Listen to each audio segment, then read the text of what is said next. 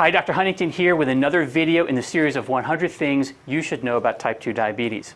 Now in this video, we're going to answer the question of why are so many more people obese today than 50 years ago. So up here on my board, I'm actually going to take you farther back than 50 years. We're actually going to look at all of human history.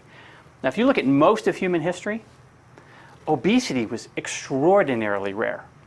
It wasn't until about 5,000 years ago that obesity started to show up. People started to gain more weight. So something happened around that time, and we'll get into that. And then it was in the last 50 years that the trend really started to take off. Yet we are way more obsessed with calories today than ever.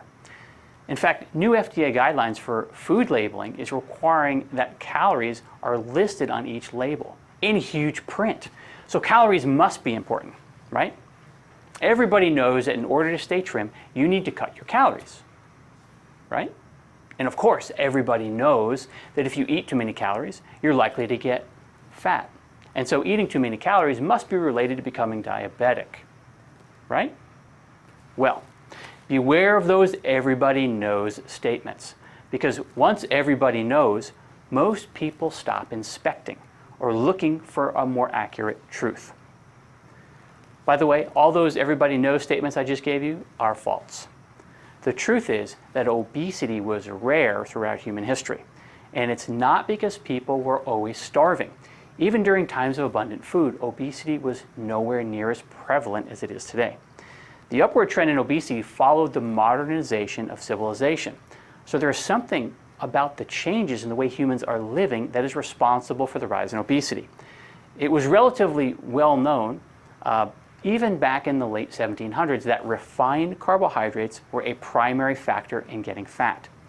That understanding continued up until around 1950, when all of a sudden, the way to lose weight or stay trim changed from limit your refined carbohydrate intake, in other words, limit the amount of sugary or starchy foods that you eat, to this. In 1950, it changed to count your calories. And of course, people have been starving, yet getting fat on low-fat and low-calorie diets ever since. From about 1950 onward, the amount of sugary and starchy foods people eat have skyrocketed. And this had a lot to do with the low-fat fad that is still hanging on today. Because when you remove the fat from a food, you need to replace it with something, and that something is carbohydrates. So the low-fat diet craze meant an increase in dietary carbohydrates. And well, you can just look at old pictures taken from prior to 1950, and you can see what the high carbohydrate diet has given us. It's the prime cause of the obesity epidemic. And if you guess that it's also the prime cause of the rise in type 2 diabetes, then I would say you are correct as well. So, some things you can take from this interesting story. Number one, don't eat foods labeled low fat. Those foods are typically loaded with sugar, not to mention you need dietary fat. And number two, severely limit the amount of sugar and refined carbs you eat. You basically don't need them. Number three, the majority of your diet should consist of healthy fats, veggies, and a moderate amount of protein. Okay, I'll see you in the next video.